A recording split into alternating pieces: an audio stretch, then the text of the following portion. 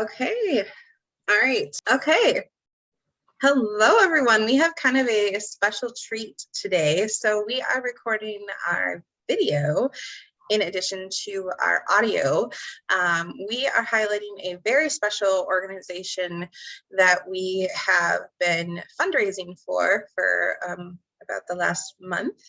And we have Debbie Witschen with us today, who's going to share her personal story about St. Jude and how it affected her and her family, and some of the amazing ways that you guys are fundraising over the years. And I think I read that you raised over like $600,000 or some crazy high number on behalf of St. Jude. So Debbie, let's just go back to the beginning and share how it all began and maybe how you got connected with St. Jude. All right. Well, first off, you guys, thank you so much for listening to my story. And for those of you out there that know a little bit about St. Jude and maybe you're already a donor, I really, really appreciate it. So my journey started back in 2008 when my very healthy and happy 14-year-old son went to football practice. He was a freshman in high school, absolutely loved football. He was a sports fanatic anyway, but really loved football. And he went and made a hit and came up and he felt like he had a stinger on the right side of his body. He called my husband and he had a concussion 6 months earlier. So my husband's like, okay, stay off the field. Again, I know that you want to be out there, but stay off the field. I'm going to call the doctor and I'm going to come up and get you. So my husband's driving to the high school, which is only 3 miles away from our home, thinking that my son may have his second concussion. And of course, this is back in 2008. Concussions were starting to get a lot of PR. And when my husband pulled into the parking lot at the high school, it was the Anoka High School, there was an ambulance there. What had happened is my son had actually had a seizure. His name is Dylan. He had a seizure in the locker room. So he was rushed by ambulance to Mercy Hospital. And the ironic thing is he had the exact same emergency room doctor he had 6 months earlier. And she performed a CAT scan on him. And by then I had left work. I worked at Target. So I knew a lot about St. Jude because Target is a big supporter of St. Jude Children's Research Hospital. And we actually have the Target House that is a living facility down in Memphis. So I left, met Ed, who's my husband, and Dylan at the hospital, and the emergency room doctor came out and she said, I'm so sorry. And we're like, okay. And she's like, it's not a concussion. He has a mass on his brain. It was devastating. I mean, even at that point, to just hear mass on a brain, I mean, it's a brain. It's not your arm, your knee, your leg. Of course, had no idea if it was cancerous or benign. So we then jumped in the ambulance and went to Children's. This is all on a Monday afternoon, Monday mid-morning to Monday afternoon. By Tuesday, the next day, he was in surgery, having brain surgery, and they knew based on the testing that they had done that it was cancerous. So they were pretty aggressive when they went into my son's, brain to remove the tumor. And from that point forward, like I said, we were left with, what do we do? What do we do? I knew all about St. Jude.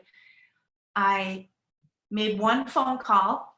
I didn't use any of my Target connections. I made one phone call. They called me back within an hour. I gave them the history of Dylan, which was only, 48 hours old. And they said, absolutely, we'll take your son. And again, my son was 14 years old. So he, we really wanted his take on what he wanted to do.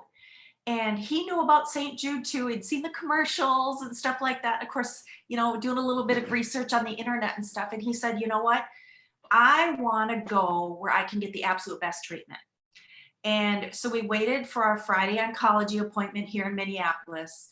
And we were told that Dylan would be put on a randomization for his chemotherapy and radiation. And what that means is they would pick one of 3 treatment programs. And it was a random draw. And the treatment programs were anywhere between 6 months to 18 months. So we had no idea what that would look like for the next 6 months to 18 months.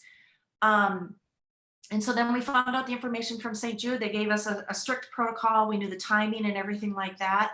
And my son said, here's the deal. I want to leave my friends and family, which was very, very hard. But I don't want to be known as the cancer boy in Andover or Anoka. So my husband quit his job the next day. Myself and Dylan, we flew down to Memphis. My husband drove because they would be spending the next 7 months doing treating Dylan for his cancer. Wow, just a change of everything on just a Monday afternoon. And when I first heard of your story, I actually grew up in Anoka for a while, and I'm only a few years older than your son. And I was like thinking, like, I may have gone to school with this child, this child at the time, and just how it impacts just anyone at any age, in any situation. There's just no exclusion on who cancer hits, and then just to have that stress right away of worrying about how you're gonna pay your bills, how you're gonna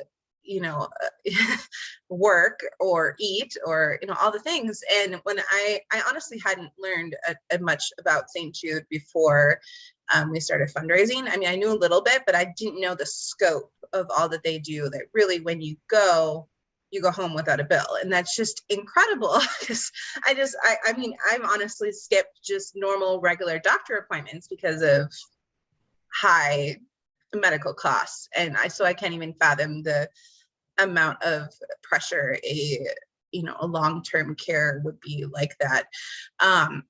So I know you said that you made a call to St. Jude to get connected. I am a little curious about that process, and do they really accept most everyone, or how does that work?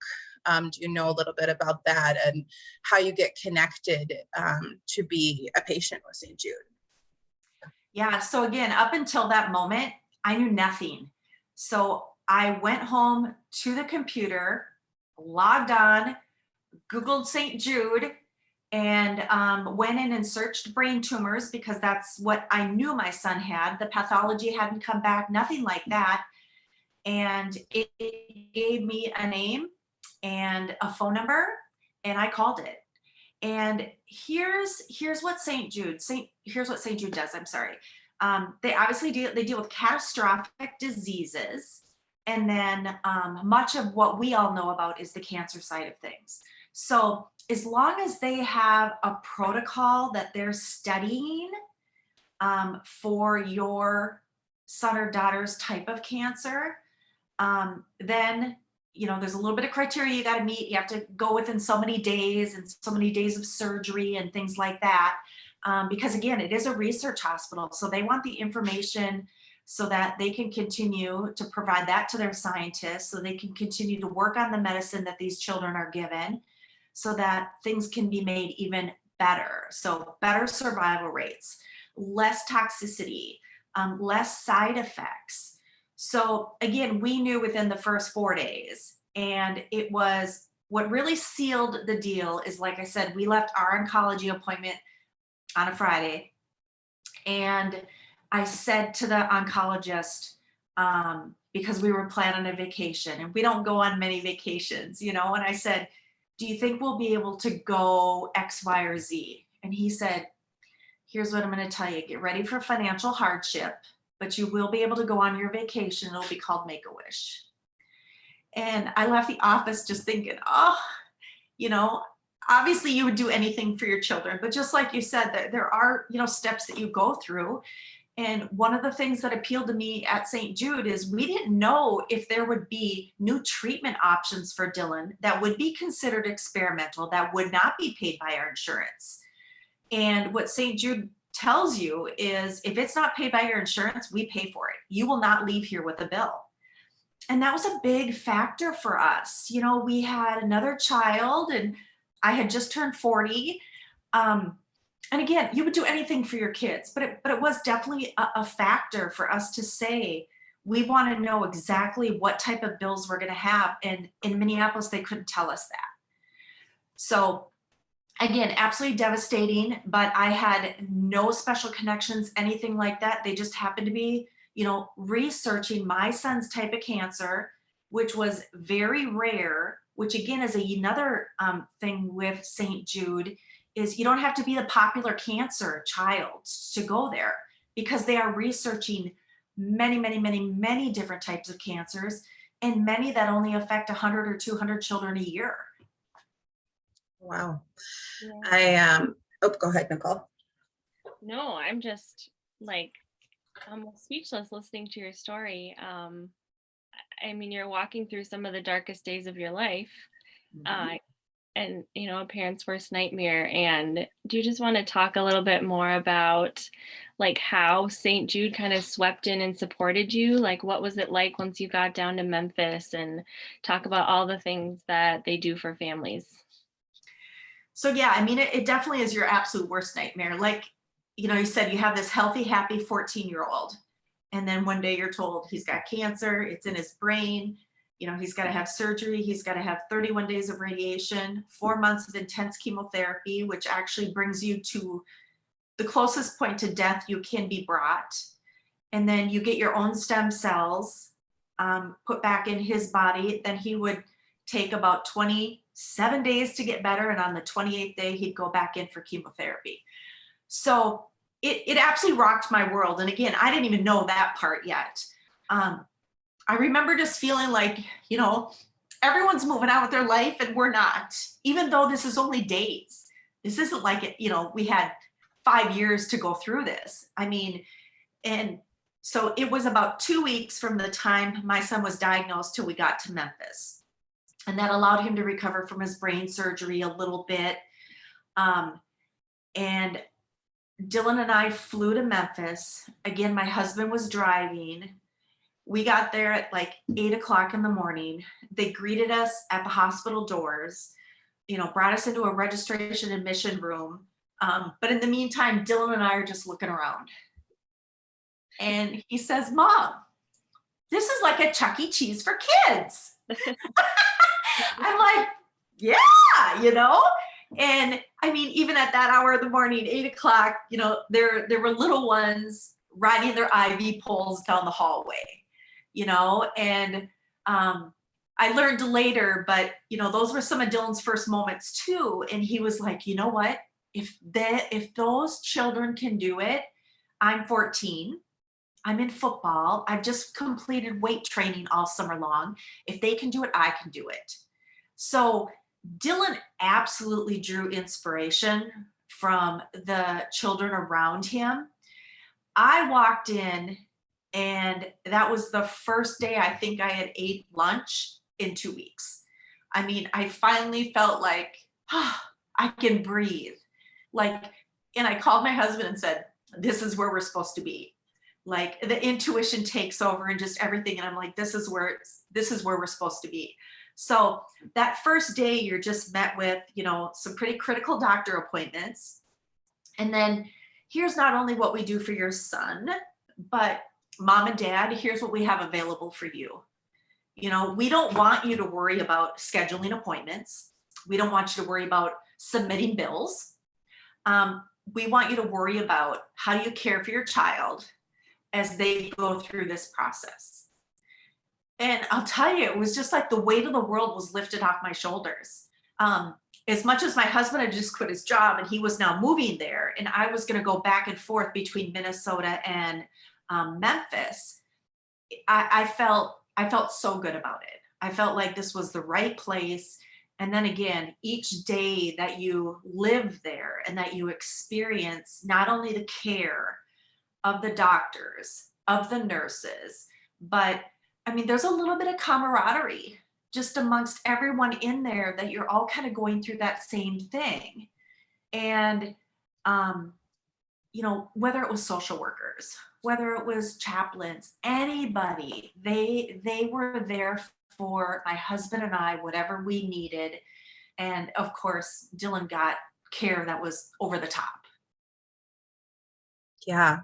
I just to have that feeling of being able to focus completely on your child, and your child's health is just so important and what it should be everywhere. And it just, I'm so glad that you were able to get just a little bit of a break and a breather for yourself at that moment in time, because it's just not like that everywhere. And did they provide you like housing, or where did you stay during that process as well? Yeah, so, there's a process based on your child's treatment. So how long is that treatment program going to last? So Ronald McDonald House is right there, very close to campus, and I'll call St. Jude a campus. I mean, it's got the hospital there, but it's got research towers. And even in the 11 years that we have left, it's amazing the growth that hospital has had. So what happened for our particular family is, I had mentioned the Target house. It was built 15 years prior. And that's where my husband and Dylan lived for basically 6 to 7 months. And when I was able to then go to Memphis, which was, I would stay here for 2 weeks and go to Memphis for two. And it was really nice though, because it was like an apartment. So I could walk in, I could make myself at home. Ed and Dylan were definitely well taken care of there. No bills, no garbage bills, nothing. The only mail we got was fun mail, people saying, you can do this, you can do this. And again, we never had to worry about a bill. We never had to worry about our safety. The Target house is immaculate, because remember, a lot of these children end up with no immune systems. And I think we've learned a lot over the last, year with COVID and what immune systems mean and everything. I mean, they're brought down to nothing, and they wear their masks in order to live. And they pump clean air through your apartment, and then obviously through the rest of the apartment complex. So it was a really nice place to call home.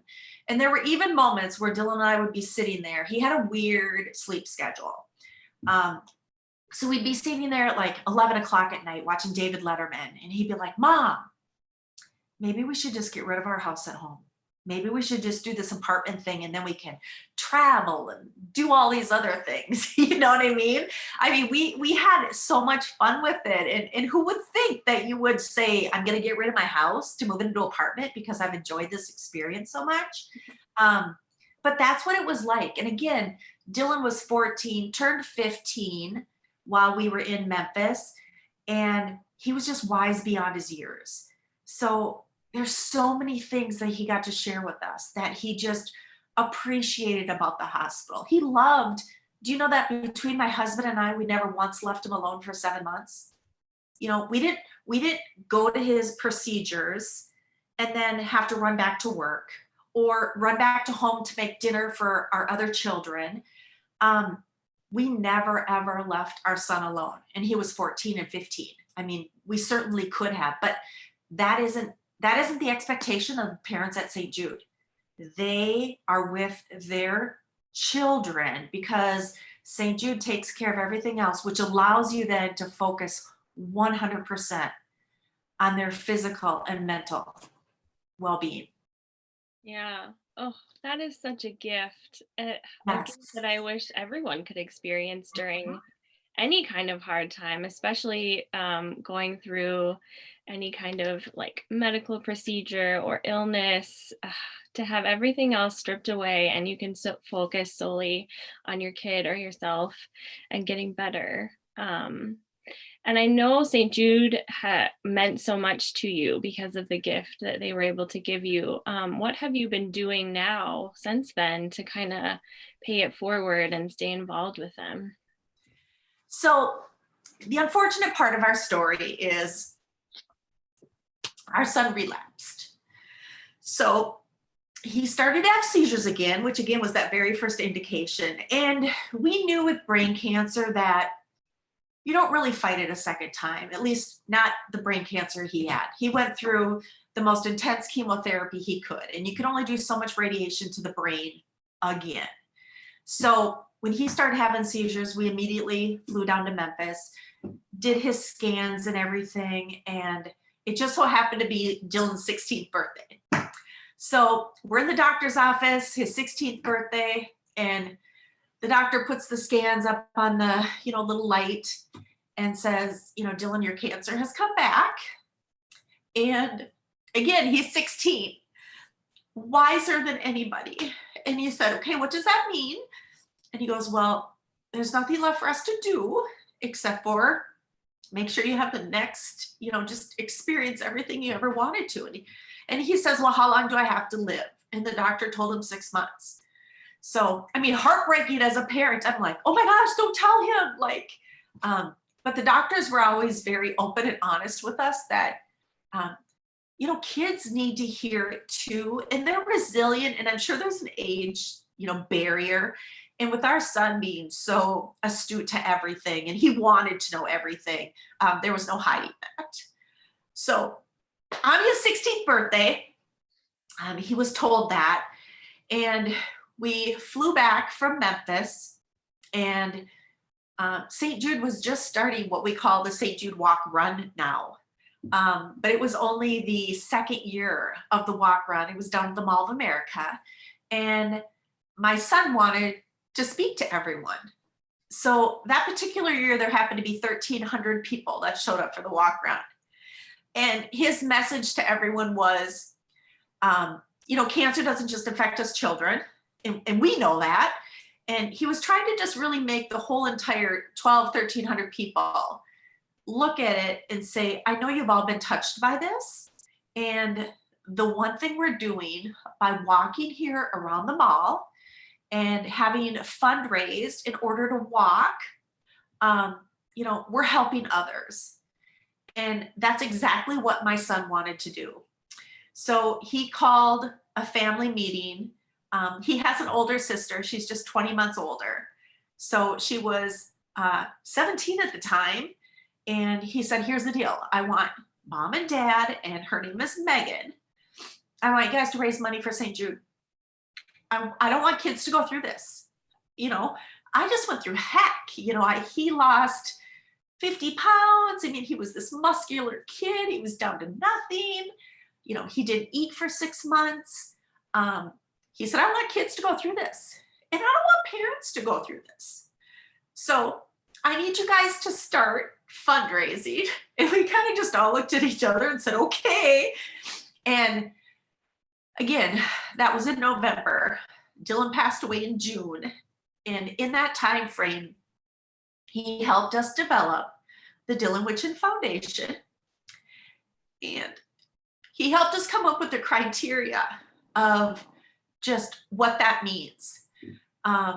So he came up with 7 characteristics: teamwork, compassion, giving. And what we do is we raise money for scholarships at Blaine and Anoka high schools. And then all of our other money goes to St. Jude. So we've raised over $700,000 for St. Jude. And we have a golf tournament in 3 days. And my goal's pretty high. I would love to reach that $100,000 mark in this one event. The last time we had it prior to COVID was 2019. We raised $93,000 in the one event. And I'm telling you guys, I do it because my 16-year-old son looked at me in the eye and said, I don't want people to do this, to go through this. Like 1 in 5 children passing away still is not the right number. But I get so much inspiration from seeing other people that didn't have to quite go through the experience I did, who give their time, their energy, and donate to St. Jude. That means the world to me. My son's treatment in 2008, was created years prior because people were giving to St. Jude. And as a research hospital, they're on the cutting edge of finding cures for cancer. So hence the reason we do this. I tell everyone I'd much rather bury this foundation and have my son sitting next to me as a 27-year-old but that's not what happened for us. So instead, we do about 3 or 4 big, well, we do 2 big events a year and some side events. And we've given over $61,000 scholarships to the high school. And like I said, over $700,000 to St. Jude. Wow. Your son is incredible. And to be at that moment in time to just immediately think about giving back to other people, and just for how awful of a situation it all was, to be matched with St. Jude, where they really took the best possible care that you can provide to somebody in that situation, which is what every child and family should have. It's just, yeah, I'm struggling to find the right words, but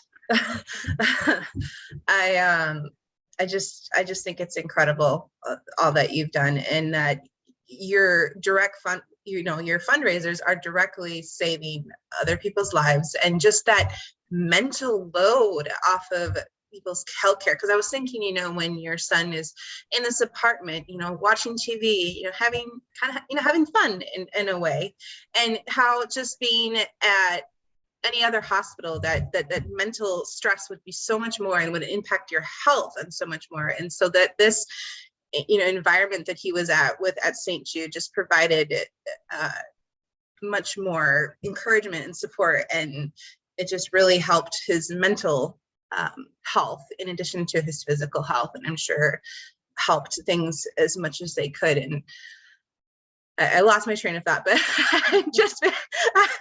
I love all that you're doing.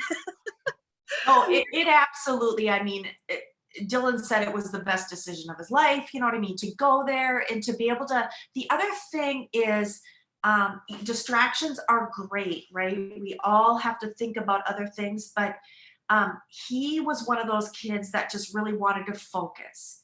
He wanted to focus on his treatment. He wanted to do the best he could, taking care of himself. And he did, probably more than anything, he probably, felt a little bit better that he didn't have to say, no, I'm sick, I can't go to this event tonight, and then I can't go 3 days from now, and I can't go 6 days from now, because he truly was sick for many, many months. And then he got to come home, and he actually played his sophomore year of football. So he didn't play it down his freshman year because he was diagnosed with cancer, but he got home in April, started doing weight training and everything, and eating healthy and tried to get strong. And he played his sophomore year of football. Wow. So that was one of his goals. And again, okay, we're parents. We're like, okay, like, do we really do this? Like, he's going to hit his head. But there's helmets, there's special helmets. And Anoka High School was absolutely amazing. And I think the other thing I didn't mention, he actually went to school the entire time he was in treatment too. So he didn't lose any, he didn't lose any time. His schooling was pared down a little bit. But Anoka sent all the curriculum to his teacher at St. Jude. And then Dylan and his teacher had one-on-one time. Oh gosh, I don't even remember, 3 or 4 days a week, 4 days a week. Anyway, and Dylan loved that experience too. His teacher was a male. They got to talk a lot about sports and football. You should, oh, go ahead. Sorry, Nicole. When you said teacher, it reminded me to ask about all of the different support professionals they have there for you. So they have teachers on site, social workers, I'm sure. Is there any other kind of like therapies or special services that they provide to the patients and their families? Well, yeah, it is literally a one-stop shop. So Dylan, of course, with the brain cancer, you get a little bit of weakness based on your surgery. And so there's physical therapy that Dylan went through. There's occupational therapy to make sure he can build up his muscles again. Nothing happened with Dylan's speech, so there wasn't anything like that. But you literally walk into the campus at St. Jude, And you can go to the dentist, you can go to occupational therapy, all those other things I mentioned. And of course, all the mental health stuff is there and available to him and to us, together, separate, whatever it is we wanted. So there isn't any kind of care that we couldn't have gotten while we were there. And again, it just required one trip to one location, and then maybe just a hallway here or a hallway there. But we were within the area and got everything that we needed. Yeah. Again, another stress reliever. You don't have to be driving all over the place, trying to figure out a new city if that's a new place for you, or which dentists you need to go to, or different therapies. Well, dentist sounds funny, but for anyone that knows, I mean, so prior to bringing your immune system totally down, you want to make sure there's no sign of a cavity or just anything like that. So going in for the dental work prior, and it ended up just being a cleaning for Dylan. He didn't have any cavities or anything like that, but that would have been a trip somewhere else in Minneapolis for us, so it is just really nice, everything that they have in that one place. And then again, you're walking through the halls, and I didn't mention this, but you see your doctor walk through the hall. You see your physical therapist walk through the hall, and better yet, you go to the cafeteria to eat, and they're in there eating. So St. Jude, everyone is a big team. There is no employee cafeteria, and then there's no, where the children go, and then maybe even where the adults, everyone just mingles together. So there's a lot of highs as you're walking through the hallway, and there's some stops by the doctors and pats on the back, and you got this, you can do this. There's a lot of moments that you don't ever feel alone, and you feel like there's a cheering crowd out there for you, and you don't have to be just the only one as the parent. Yeah. How have you seen your money put to use? Like when you're fundraising, has the organization grown over the last 11 years or however many years you've been doing it? So as I mentioned, I mean, when we were there, oh gosh, there's so much that's changed, you guys. I mean, it's all so good. I mean, even as simple as parking. There was no parking ramp at the hospital. It was kind of a first come, first serve, depending upon how your child was feeling that day. It could have been a long walk, it could have been a short walk.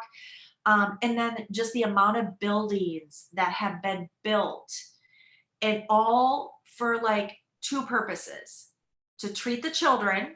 So whether it is more clinic space or it's more research space. So more and more researchers, and they work 24 hours a day. So it's amazing to think this research facility is not just a 9 to 5, and then the lights go out and it's black for the next 16 hours.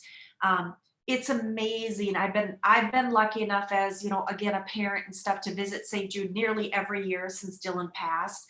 And I get to listen in on some seminars and some pretty fun speakers. And I just appreciate how they push themselves to be better. If you talk to a researcher, I can't tell you exactly where my dollar went that I gave them last week, but what I can tell you is the mentality of the researchers. They're not waiting for the 100th child for them to see that has, this rare cancer. They've got that child in front of them. They're treating him currently, but they continue to study their labs, their pathology, whatever it is, because when that second child crosses their, desk, they want to be even better than they were for the first child. I mean, they have such high expectations, and they truly believe that they can wipe out childhood cancer. And again, as a parent who lost their child, the care at St. Jude is amazing. That is definitely one thing we will always talk about. But man, I want these researchers to find a cure. I need them to find a cure so more kids and parents don't have to experience this. Yeah. And so over the years that you've gone and back to St. Jude, and have you have you achieved kind of like a community with other family members that also participate at St. Jude, or what do you hear when you're at these walks or fundraising events about their experience with St. Jude as well? Is it the same sort of thing that you're hearing, or what kind of things are people talking about when they are sharing St. Jude with you? Yeah, so it's pretty amazing how many families of a St. Jude patient get really involved in St. Jude, and again, it was our son that asked us to fundraise. But so many of the families, whether they're out there fundraising with their child who was a patient, or if they have a similar experience to me, you just don't hear parents talk anything bad about St. Jude. You just don't. They're so grateful for the care that they provided their child. And a lot of the things you'll hear from some of the parents too is just the additional time that they gave me with my child. Many of them are turned away from their hometowns saying, your child has X number of months. And they'll call St. Jude, and St. Jude will say, fly here, I'll get you tickets tomorrow. And they get 4 more years with their child or 6 more years with their child. It is amazing, just the amount of families that can't break free. You can't break free. You're always going to want to thank them. And again, that's natural. How do you not want to thank them over and over and over again what they did for you? Yeah. So in addition to your golf tournament, I want to share a little bit about that. And we have our fundraiser, so we'll share a little bit at the end about that. But what additional ways do you fundraise? What additional ways can our listeners support St. Jude? What options do we have? So I try to get involved in a lot of the Twin Cities events. So we have a radiothon at K102, and it happens 2 days a year in the month of December. And any of the listeners can call in and become what's called a partner in hope. And basically that's a $20 pledge each month for 12 consecutive months for that calendar year, and you become a partner in hope. I've actually, I think every single year since Dylan has been sick and we lost him, I have answered the phones at the phone bank. And it's amazing to hear people call and say, you know what, this hasn't affected me, but I have 4 grandchildren. I want to donate $20 in each of their name. You know what I mean? And then the next year I'll get a phone call and they'll say, I had a 5th grandchild. I need to up it $20. So I help out in that. And then our other events that we do, again, the thing I try to share with people is it's not the amount of money that any one person donates, it's more the amount of people that donate. So Danny Thomas had a famous quote that he would rather have 1 million donors donate $1 than have one donor donate $1 million. So again, our events are very grassroots. We do a cornhole tournament. We man a concession stand at a football jamboree.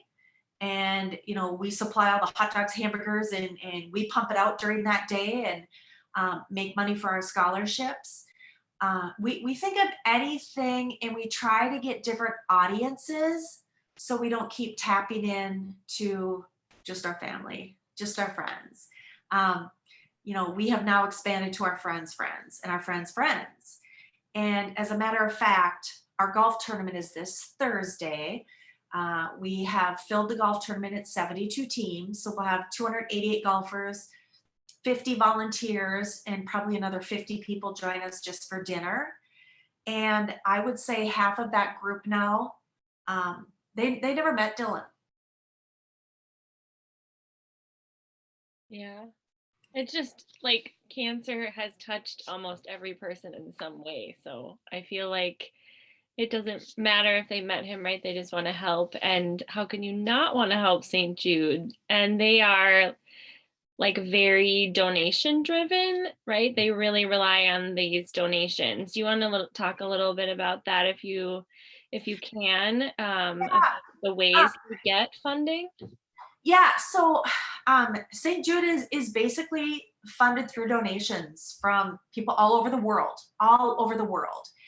And it's interesting. I don't have the exact number, but again, I've sat through several of these and heard it, but it changes every single year. But I think the average donation is somewhere between the $40 and $60 range.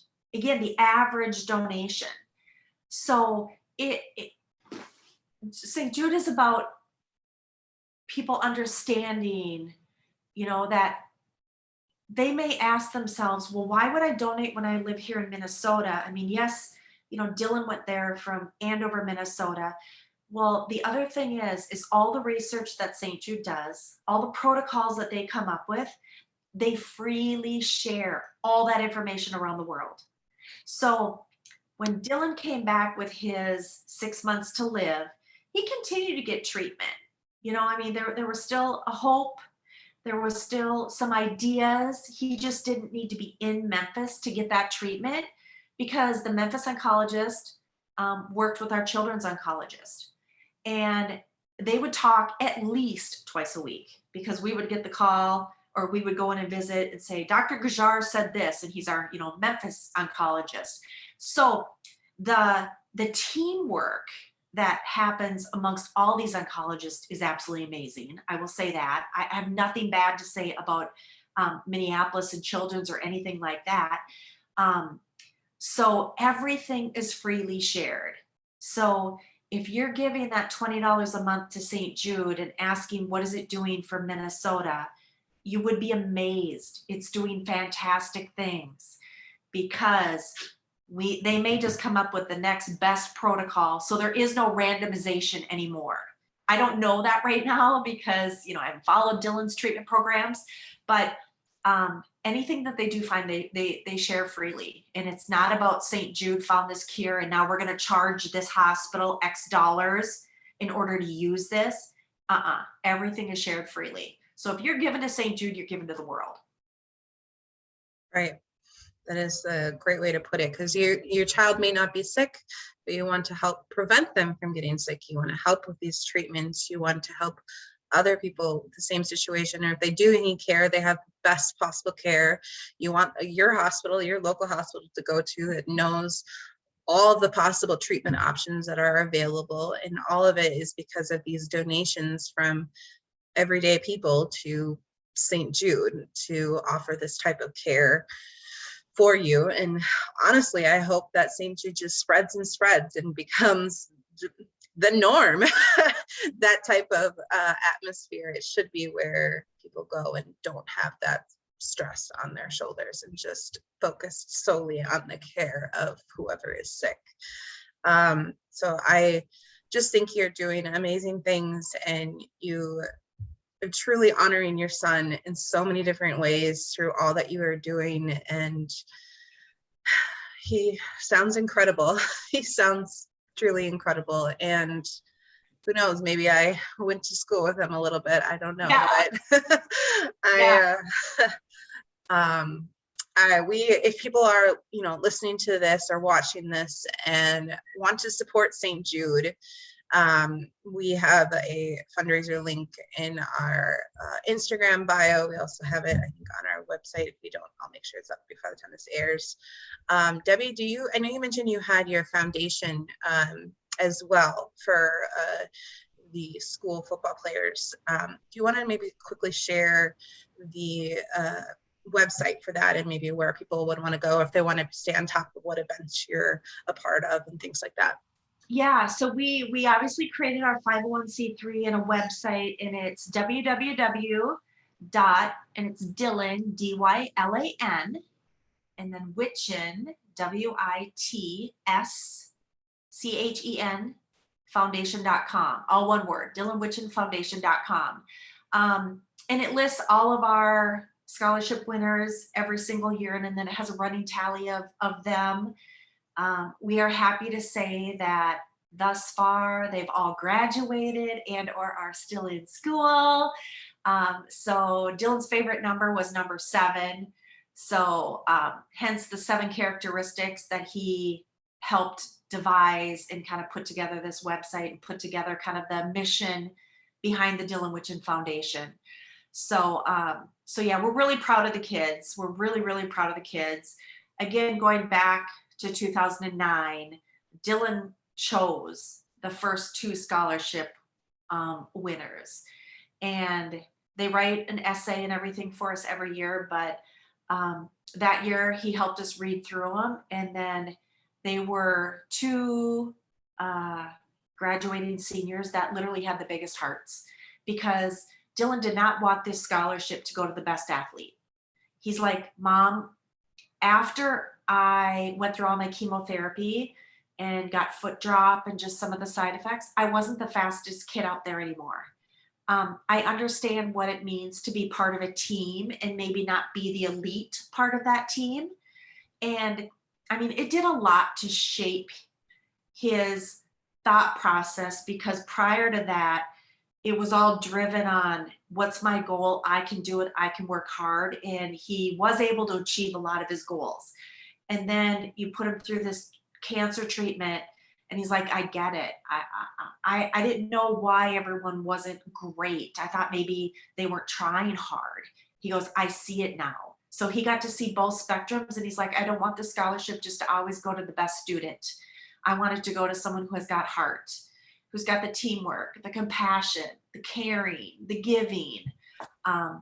And so those are the type of players that we choose. And like I said, there's a special angel watching over them too, because they've all graduated, and of course some are seniors, juniors, freshmen, but yeah.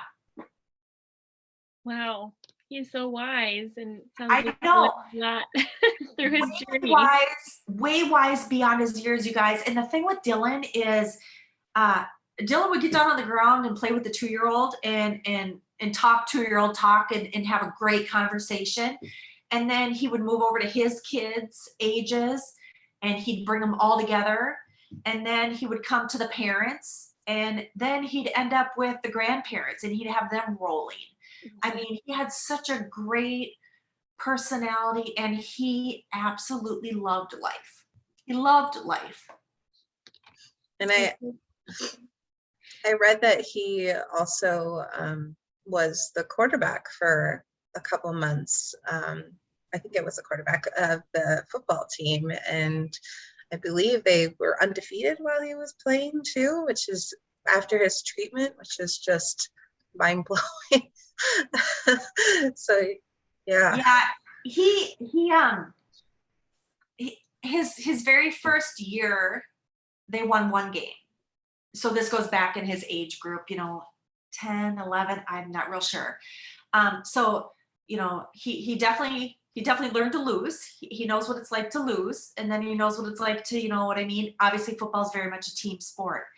But yeah, he loved the sport. And when he did come back his sophomore year, he had to give up the quarterback position, and he played cornerback. I believe that's what it is on defense, but he still just loved being out there with all the guys. And again, you talk about, kids, and, they need that love and friendship. And that's exactly what Dylan got from everyone in this community. Well, thank you so much for being here with us tonight, Debbie, and sharing your story and sharing Dylan with us. I think it's just so important to highlight like a real life experience. You're a real family in Minnesota who got to experience all the gifts that St. Jude provides. And so if you're listening and you haven't donated, or you've been on the fence, just know that every dollar you do donate goes to help people, around the world and in Minnesota, and you'll touch a life just by donating. And who can say no to the kids? You can't. When you see them, you know what I mean? And they just want to be kids. They don't want to be tied up to that IV pole, but they handle it really well. And then they graduate from their treatment, and then they're kids. Yeah, just the hope. They should go right back to being kids. Yep. Thank you, Debbie. Thank you so much. This was fabulous. We'll get to get your story out and share Dylan with more of the world. And yeah, thank you.